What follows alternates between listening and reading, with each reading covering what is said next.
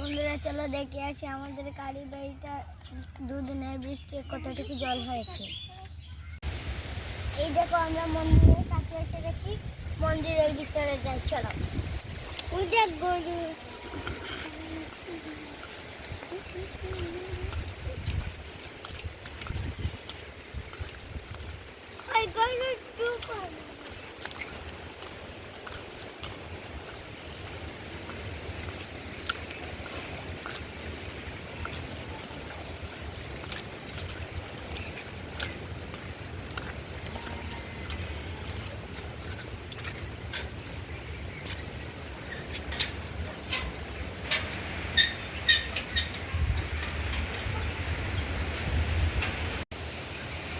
এই দেখো আমাদের মন্দিরের ব্যাগটা কি সুন্দর, দেখো কতটুকু জল রয়েছে।